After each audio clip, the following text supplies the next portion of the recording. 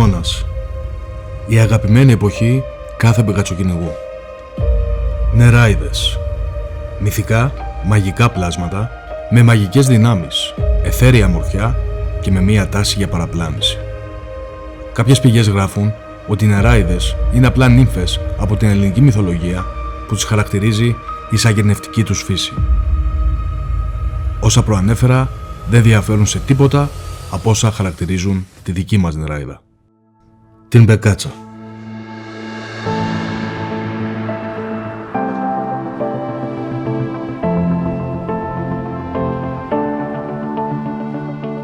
Σε αναμετρήσεις με τις νεράιδες του χειμώνα λοιπόν θα απευθυνθεί το τρίτο επεισόδιο της σειράς με τα μάτια του μπεκατσοκυνηγού.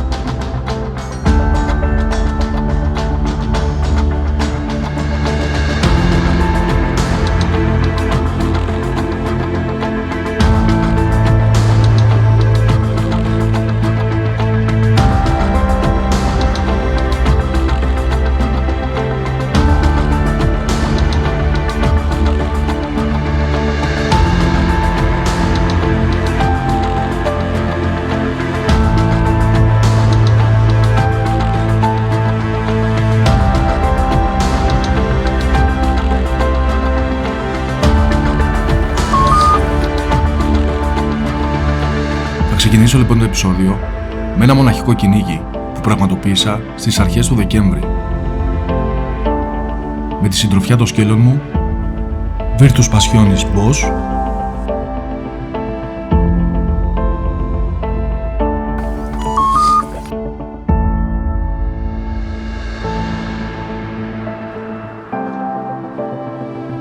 και του γεμάτου υποσχέσεις νεαρού γιού του, Virtus Passionis Remo.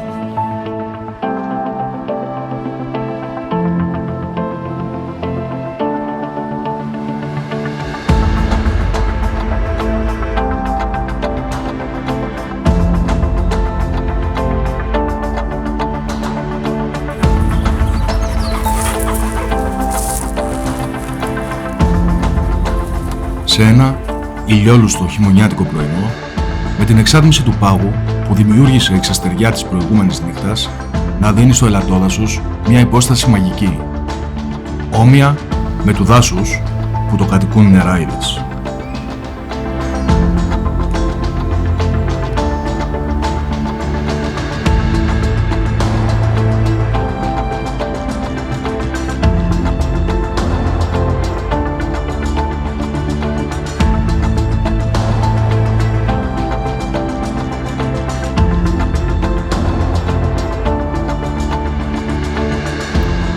Στο δύσκολο κυνήγι της Μπεκάτσας είναι απαραίτητη η συμμαχία. Η αμοιβαία και ουσιαστική συνεννόηση μεταξύ σκύλου και κυνηγού είναι αναγκαία για την επίτευξη του κοινού του σκοπού, την συνάντηση με τις νεράιδες του δάσους.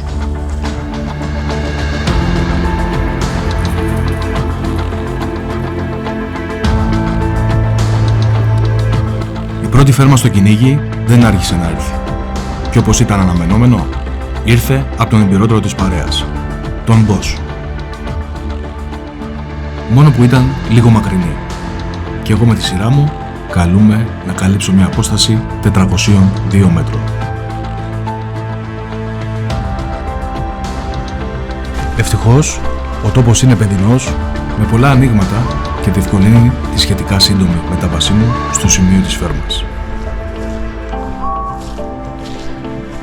Εν τω μεταξύ, ο νεαρός Ρέμο, ο οποίος θυμίζει κατά πολύ τον πατέρα του στην αντίστοιχη ηλικία, έχει εντοπίσει τη θέση του νωρίτερα από εμένα και του δείχνει τον απαιτούμενο σεβασμό, συνενώντας στη φέρμα του.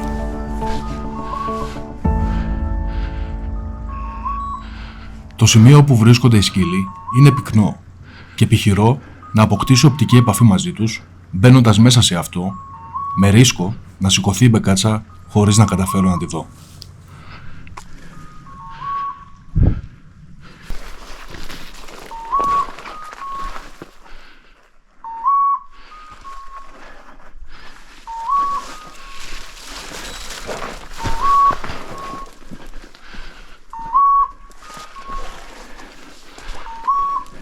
Έρχομαι σε οπτική επαφή με τον boss και προς μεγάλη μου έκπληξη παρατηρώ ότι δείχνει προς έναν τεράστιο κάθετο βράχο. Ο Ρέμο βρίσκεται λίγα μέτρα πιο πίσω.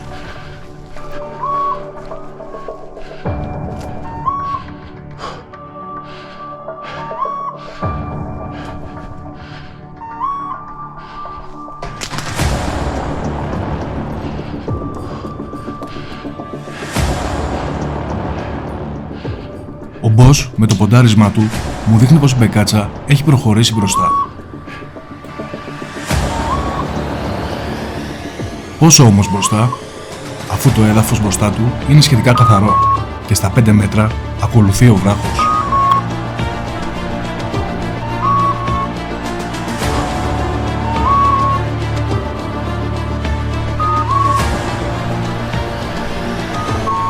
Με το σήμα μου και οι δύο σκύλοι αφήνουν τη θέση τους.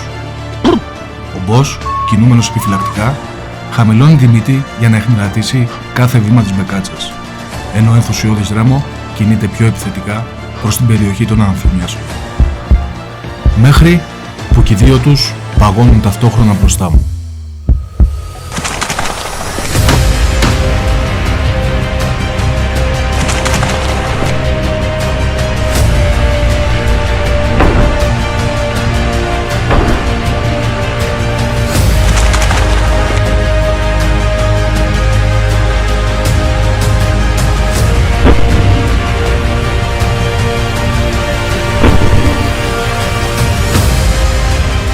Φίλε μποσάρα μου, μπράβο!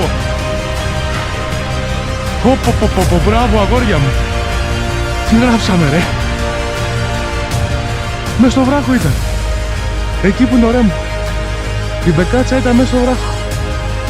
Ό,τι και να σχολιάσω για αυτό το θύραμα θα είναι λίγο. Συμπεριφορά και κίνηση νεράιδας.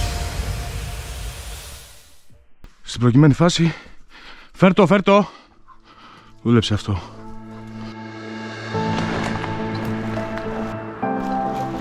Έλα, Ρέμο, έλα. Μπράβο. Το πρώτο πουλί της ημέρας, σε μια πολύ ωραία φάση, στην οποία η μπεκάτσα ήταν κυριολεκτικά μέσα σε βράχο. Σε ρογμή από βράχο. Συνεχίζουμε. Στη συνέχεια του κυνηγίου, πάλι ο Μπος είχε τα πρωτεία. Με μία φέρμα του σε απόσταση 172 μέτρων, οδηγεί το Ρέμο και εμένα στην επόμενη συνάντηση της ημέρας.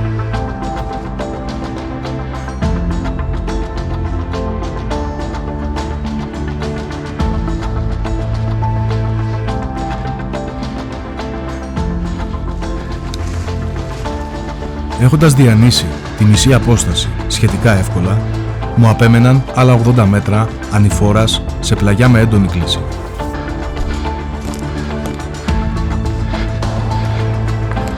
Και σε αυτή τη φάση, ο νεαρός Ρέμο βρίσκεται ήδη στο σημείο της φέρμας και από ό,τι φαίνεται, μαζί με τον πατέρα του, έχουν μπλοκάρει για τα καλά του θύραμα.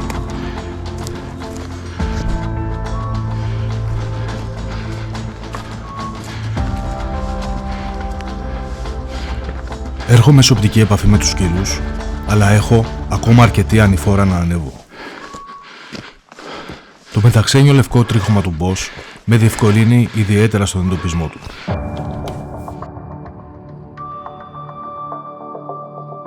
Όσο πλησιάζω, η αγωνία μεγαλώνει, αλλά και οι ανάσες μου τελειώνουν. Προσέχω το κάθε μου βήμα, προκειμένου να προσεγγίσω το σημείο όσο το δυνατόν πιο αθόρυβα. Το μπίπερ του Ρέμο σταματά να ηχεί, αλλά φτερούγισμα μπεκάτσας δεν ακούγεται.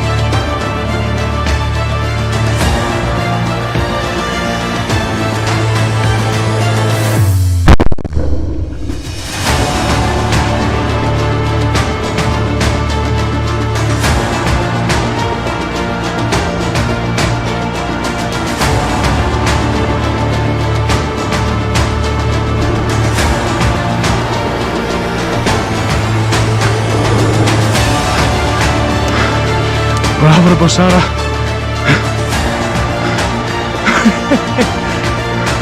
Ρε τι λέτε.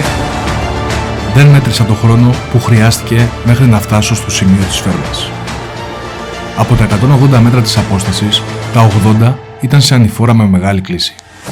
Οπότε θα χρειάστηκα τουλάχιστον 5 λεπτά για να φτάσω.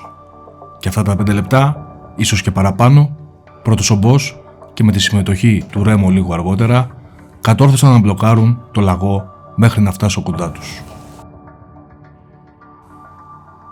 Πατέρας και γιος λοιπόν διεκδικούν το τρόπαιό τους, ο καθένας για τον εαυτό του. Μη μαλώνετε. Όμως αντικειμενικά αξίζει σε αυτόν που το εντόπισε και το καθήλωσε πρώτος. Και αυτός είναι ο Boss. Μπράβο Boss. Εντάξει Boss, έλα. Ή Boss. Ωραία μανία. Να μην τον πάρω λίγο. Να μην τον πάρω λίγο.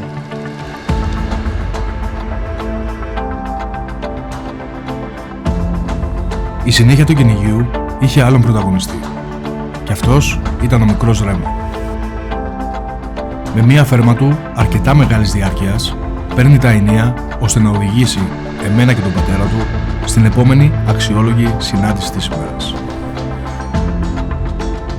Το σημείο της φέρμας είναι σχετικά εύκολο και εγώ με τη σειρά μου το κυκλώνω.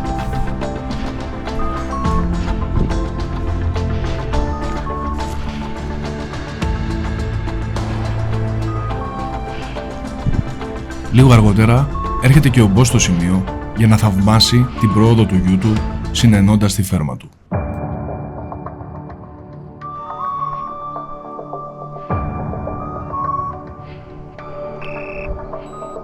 Αφού έχω πάρει θέση και οι δύο σκύλοι φερμάρουν σε διαφορετικά σημεία που απέχουν λίγο μεταξύ τους, ρίχνω την πρώτη πέτρα προς το σημείο που φερμάρει ο Ρέμο.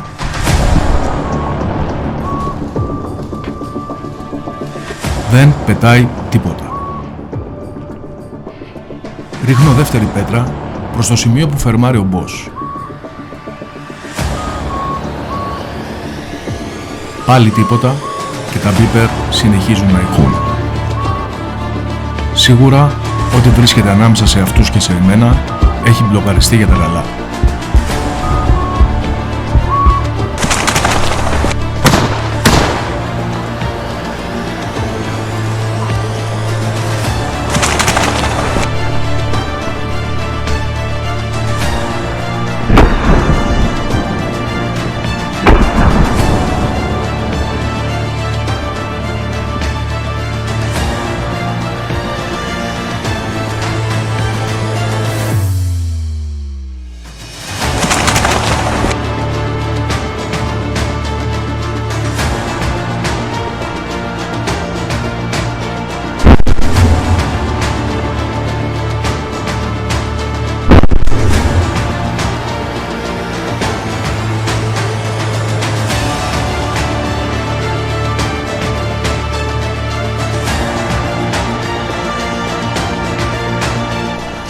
Αυτό δεν γίνεται. Δεν γίνεται. Κοίτα πούπουλα. Κι όμως γίνεται. Στο κυνήγι της Μπεκάτσας τίποτα δεν είναι δεδομένο. Όλες παίρνονται και όλες χάνονται. Στην προκειμένη περίπτωση εύχομαι να επιβίωσε, γιατί τα πούπουλα που άφησε πίσω της από την δεύτερη κυρίως του δικιά μου ήταν πολλά. Τι έχασα. Είναι αυτό που λέμε, όλα παίρνονται και όλα χάνονται.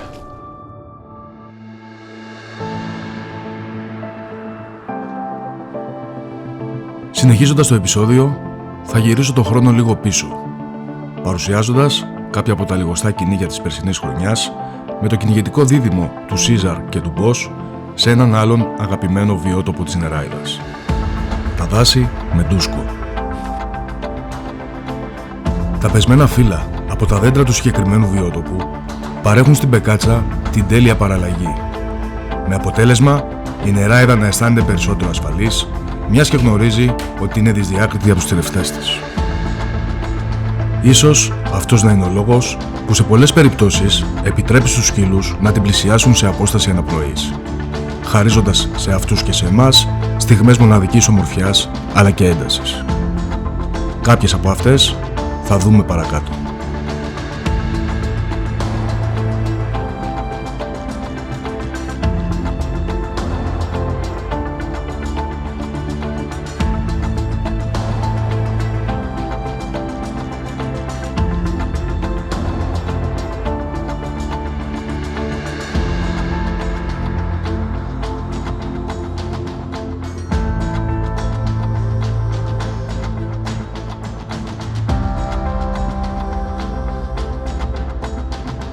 Θα ξεκινήσω λοιπόν με ένα κυνήγι που πραγματοποίησα παρέα με τον φίλο μου Νίκο και τον σκύλο του Κόμι του Γιάπου.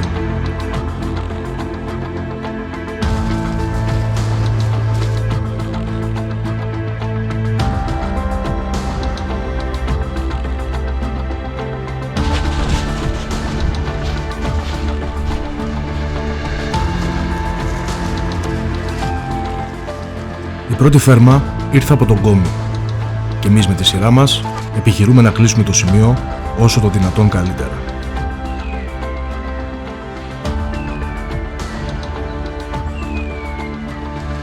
Η πορεία που ακολούθησα με έβγαλε επάνω από τον σκύλο, ο οποίος με μια εκφραστική φέρμα δείχνει προς τα εμπρός.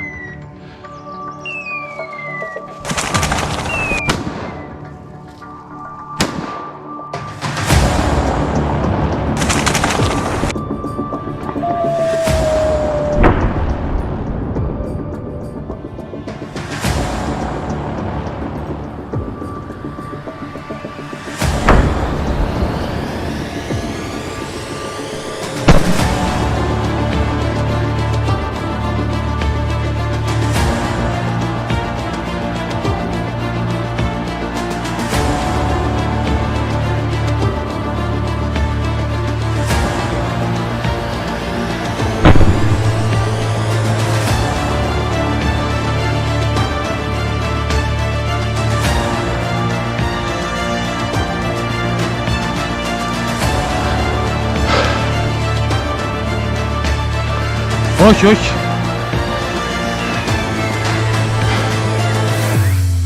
Λέω, το είδα το μέρος, λέω να βγω εδώ. Και την ώρα που περνάω τα κλαριά με κατάλαβε πήγε από εκεί. Από εδώ σηκώθηκε. Ναι ρε παιδί μου, πήγε από την άλλη πλευρά εννοώ. Και πήγε πίσω, ναι. Η συνάντηση με την πρώτη νεράιδα του τόπου, που τόσο ωραία μας εξασφάλισε ο Κόμις, δεν συνδυάστηκε με κάρπωση. Μένουμε στη μοναδική ομορφιάς και συνάμα γεμάτη ένταση στιγμή και συνεχίζουμε το κυνήγι μας. Δεν πέρασαν λίγα λεπτά και ο ήχος από τον πίπερ του Σίζαρ πήρε τη σκητάλη και με μία φέρμα του απόστασης 98 μέτρων μας οδηγεί στην επόμενη νεράιδα του τόπου.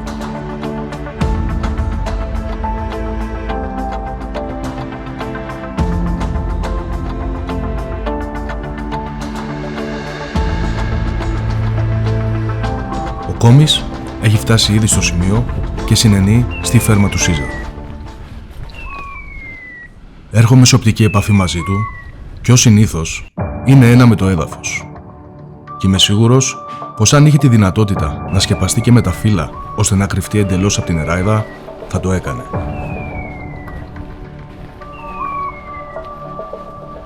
Με τον Νίκο κλείνουμε το σημείο ιδανικά, ενώ ο Μπος προσεγγίζει εκείνη τη στιγμή το σημείο, σταματώντας ακριβώς δίπλα στο δεξί μου πόδι για να συνενέσει στον δάσκαλό του.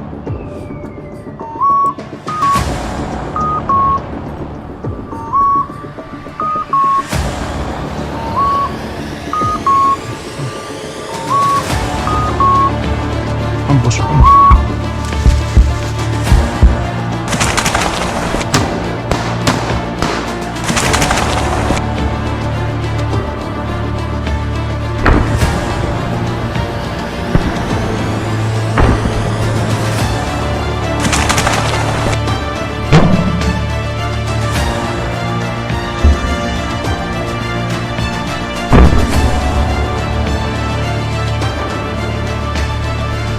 Την πήρες! Μπράβο ρε! Μπράβο Σίζαρ! Αναφέροντας λίγο πριν ότι το πεσμένο φύλλωμα των δέντρων παρέχει επιπλέον ασφάλεια στην πεκάτσα και ότι είναι ο λόγος που σε πολλές περιπτώσεις επιτρέπει στους σκύλους να την πλησιάσουν σε απόσταση αναπνοής, εννοούσα ακριβώς αυτό που βλέπουμε.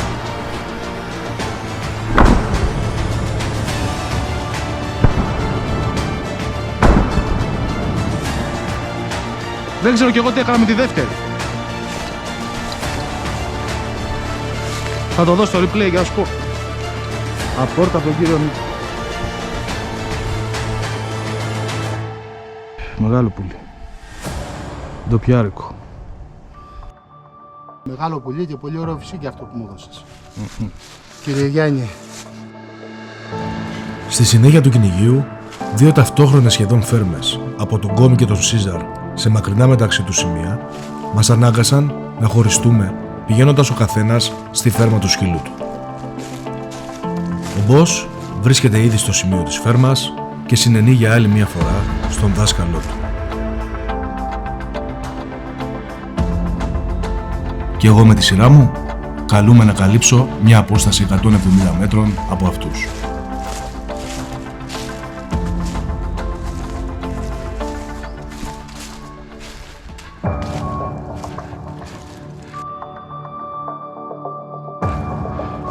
Έρχομαι σε οπτική επαφή μαζί τους και αντικρίζω για άλλη μία φορά μία εικόνα όπου η ομορφιά δίνει μάχη με την ένταση για το ποια θα υπερισχύσει. Με τον Σίζαρ πάλι ένα με το έδαφος και τον Μπος σε μια εκφραστική στάση φέρμας, οι παλμοί μου εκτοξεύονται.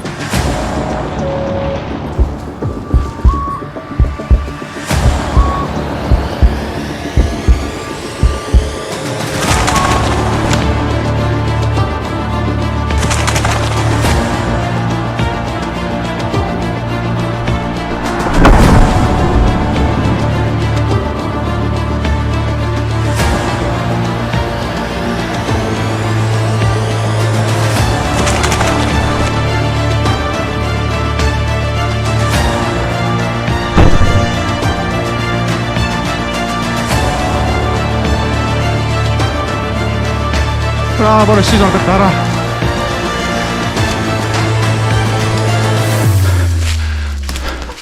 Φέρ' το. Φέρ' το αγόρι μου. Μπράβο. Μεγάλο πολύ κι αυτό. Μπράβο. Ωραία φέρμα, ωραία φάση, ωραία κάρτωση. Και συνεχίζουμε.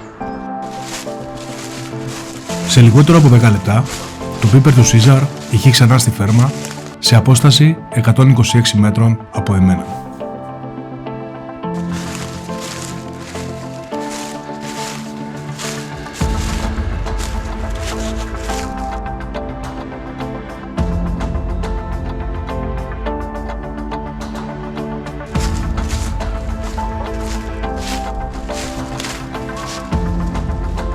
Στο σημείο της φέρμας του Σίζαρ φτάσαμε σχεδόν ταυτόχρονα με τον Μπος, ο οποίος μόλις αντιλαμβάνεται πως ο δάσκαλος του φερμάρει, ακινητοποιείται ακαριέα.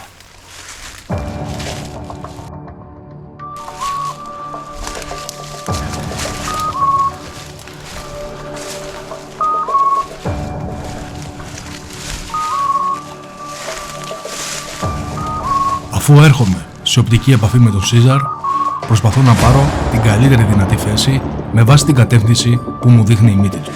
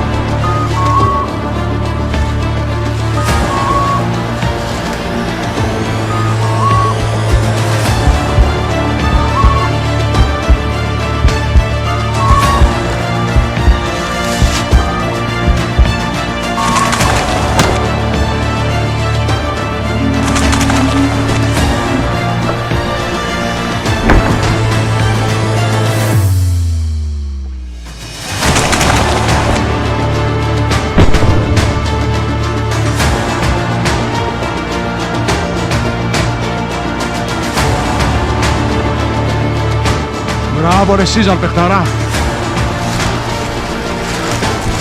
Μπράβο. Πάρ' το boss, πάρ' το.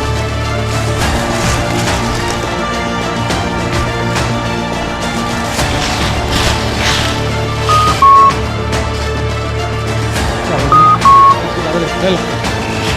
Έλα. Πού είναι? Την έχει αγκαλιάσει ο boss.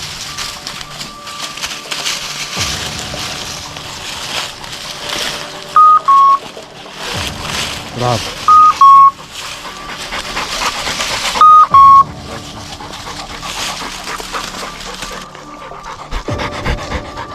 Ντοπιάρες μπεκάτσες μεγάλες. Μετά το έλατο και τον ντούσκο, άλλος ένας αγαπημένος βιότοπος της Μπεκάτσας είναι το πουρνάρι. Και θα κλείσω το επεισόδιο παρουσιάζοντας ένα κυνήγι και σε αυτό. Με τον Σίζαρ και τον Boss λοιπόν, σε τόπο σφιχτό, με πουρνάρι και λίγο έλατο και μετά από μία βροχερή νύχτα, ξεκινάμε άλλη μία αναζήτηση της αγαπημένης μας νεράιδας. Το κυνήγι ξεκίνησε με μία σχεδόν ταυτόχρονη φέρμα και των δύο σκύλων σε απόσταση 260 μέτρων περίπου από εμένα. Εδώ δίπλα.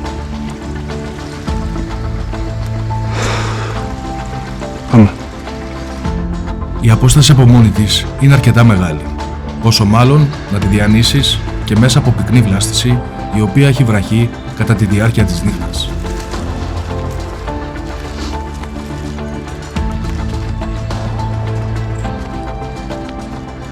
Η συγκεκριμένη αναμέτρηση με την πρώτη νεράιδα που εντόπισαν οι σκύλοι μοιάζει χαμένη πριν καν ξεκινήσει. Όμως, από τη στιγμή που επιμένουν στη φέρμα τους, πρέπει να κάνω τα πάντα για να τους προσεγγίσω όσο περισσότερο γίνεται. Μετά από πολύ κόπο και στην κυριολεξία μουσκεμα από τις βρεγμένες φιλοσιές, καταφέρνω να φτάσω κοντά στους σκύλους, αλλά ακούω μόνο τον μπίπερ του Boss. Το μπίπερ του Σίζαρ έχει σταματήσει να ηχεί. Αφού ο Boss επιμένει, λογικά αυτός θα έχει και την μπεκάτσα.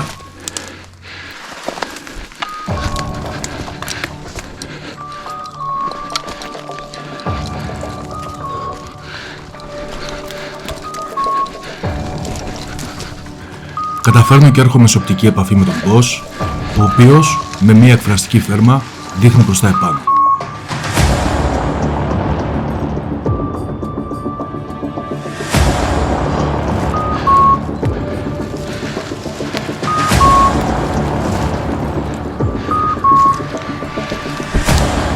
Ο Σίζαρ, έχοντας αφήσει την αρχική του θέση λίγο πριν, ξαναφερμάρει λίγο πιο ψηλά από τον Boss.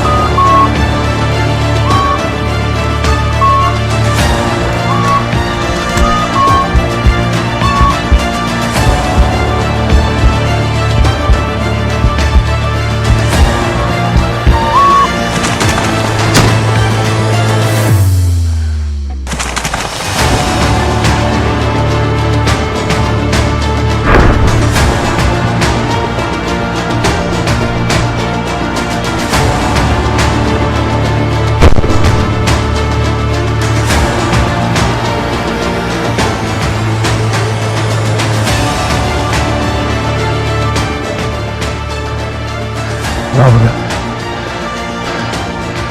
Εντελώς άστοχη η τουφεκιά μου, αλλά σε τόσο πυκνό σημείο και με την ταχύτητα που πέταξε, δεν περίμενα κάτι περισσότερο. Μένω στην υπέροχη ενέργεια των σκύλων. Μπράβο, τεσσερί μου. Για να φτάσω. Ίσα που με άφησε να τη δω. Όμως παρόλα αυτά, υπέθεσα την πορεία της και σε λιγότερο από 10 λεπτά το μπίπερ του Σίζαρ είχε ξανά στη φέρμα σε απόσταση 127 μέτρων προς την πορεία που πέταξε.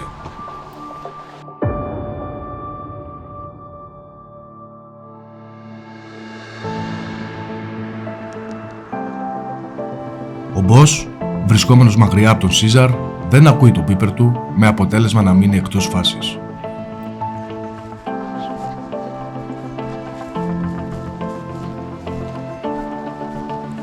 Πλησιάζοντας προς το σημείο της φέρμας του Σίζαρ, το μπίπερ του σταματά.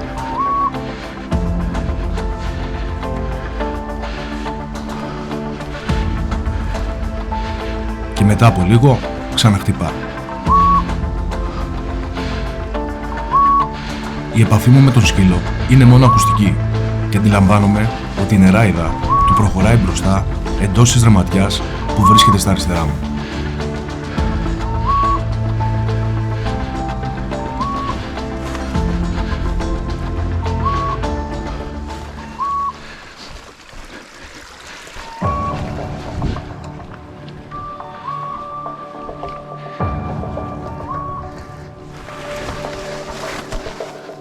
Το μπίπερ του Σίζαρ πάλι σταματά.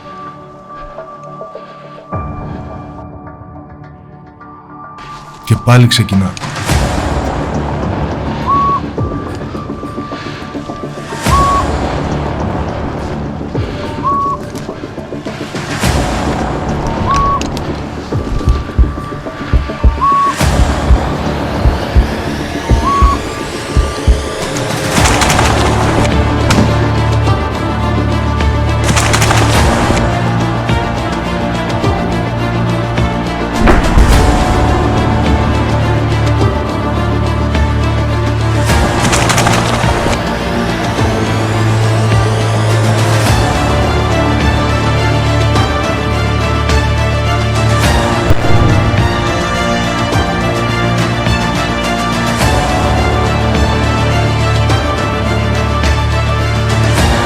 Μπράβο ρε Σίζαρ, παιχταρά. Έλα, φέρ' το. Φέρ' το.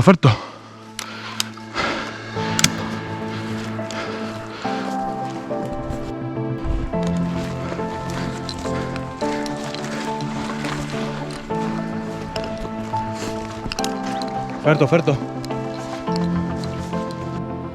Έλα Σίζαρ. Έλα, φέρ' το. Μπράβο, έλα.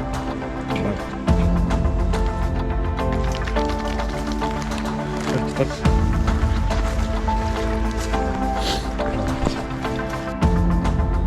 Μπράβο σου. Το πρώτο όνειρο πουλάκι της ημέρας. Πόντα φέρμα και το γράψαμε και σε ωραία φάση. Η επόμενη αξιόλογη φάση της ημέρας είχε πρωταγωνιστεί τον Μπος, ο οποίος με μια σχετικά κοντινή φέρμα του μας φέρνει σε επαφή με την επόμενη νεράιδα του τόπου. Πάλι το σημείο είναι πυκνό και πάλι δεν έχω οπτική επαφή με τον Μπος και υπολογίζω τη θέση του ακουστικά εκεί που δείχνω με το βέλος. Ο Σίζαρ με τη σειρά του κινείται επιφυλακτικά προκειμένου να συνενέσει στη φέρμα του μαθητή του.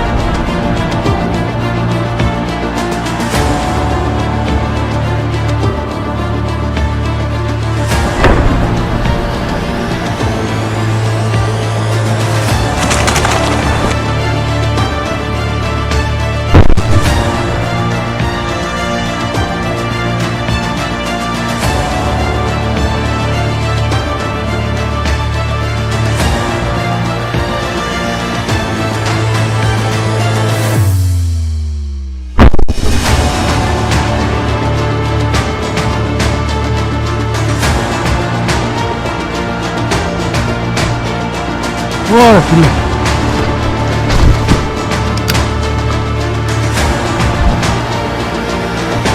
Όχι. Όσο κυνηγάς αυτό το θύραμα, τόσο θα μαθαίνεις.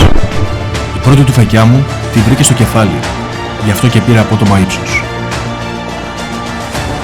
Στη δεύτερη δεν έβαλα σωστή προσκόπευση, αλλά και πάλι φάνηκε ότι την πήρα σκάγια. Όμως αυτή συνέχισε αλόβητη, σαν να ενεργοποίησε τις μαγικές της δυνάμεις. Τις δυνάμεις της νεράιδας. Άλλο ένα κυνήγι έφτασε στο τέλος του, σε έναν τόπο ιδιαίτερα πυκνό και δύσβατο, που δυστυχώς στα μέρη που κυνηγάω αυτοί οι τόποι κρατάνε αρκετά πουλιά. Όντως και σήμερα βρήκαμε αρκετά πουλιά, με τις φέρμες μοιρασμένες πάλι και στους 2 σκύλους. Δυστυχώς όμως η μορφολογία του τόπου δεν με άφηνε να καρποθώ όσο θα έπρεπε. Τις περισσότερες τις άκουγα, ούτε καν τις έβλεπα. 2 ήταν αξιόλογες φάσεις, στις οποίες ουσιαστικά καρπόθηκα 2 πουλιά, αλλά δυστυχώς το ένα ήρθε μαζί μου, και λέω δυστυχώς γιατί συμβαίνουν και αυτά στο χόμπι που κάνουμε, στο κυνήγι της μπεκάτσας. Ενώ καρπόθηκα 2 μπεκατσούλες, η μία κατάφερε και ήρθε μαζί μου, και αυτή ήταν από φέρμα του Σίζαρ που παρακολουθήσαμε. Ανήσυχο πουλί, το οποίο περπατούσε πολύ, αλλά στάθηκα τυχερός και το καρπόθηκα. Το άλλο πουλί άνοικε στον Boss, σε μια πολύ ωραία φέρμα, με αρκετά μεγάλη διάρκεια. Δεν μου έδωσε μεγάλο οπτικό πεδίο να το φεκίσω και συνέβη το μυστήριο που παρακολουθήσατε στη φάση. Δυστυχώς πρέπει να χτύπησε το κεφάλι της μπεκάτσας κάποιο σκάι. Η μπεκάτσα πήρε κατακόρυφα μεγάλο ύψος, αλλά δυστυχώς για μένα είχε δυνάμεις ακόμα να πετάξει, απομακρυνθεί. Ένα πουλί που δυστυχώς δεν θα επιβιώσει, αλλά όπως είπα και πριν, το δυστυχώς με κεφαλαία συμβαίνουν αυτά στο κυνήγι της μπεκάτσας. Αυτά και σήμερα, συνεχίζουμε. Γεια σας. Και επειδή η δημοσίευση του επεισοδίου συνάδει με το πρόσφατο κλείσιμο της κυνηγητικής σεζόν, εύχομαι σε όλους σας και του χρόνου να είστε υγιείς, να ξαναβγείτε στα βουνά και να ξανανταμώσετε με την αγαπημένη μας νεράιδα.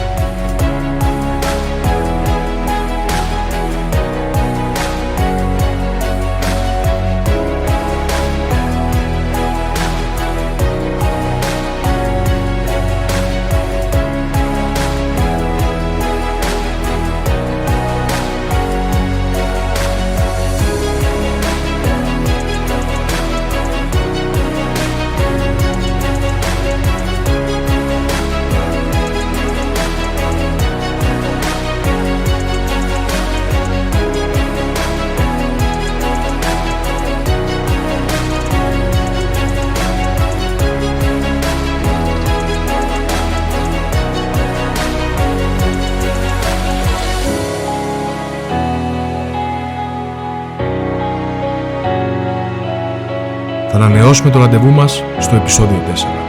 Μέχρι τότε να είστε όλοι σας καλά.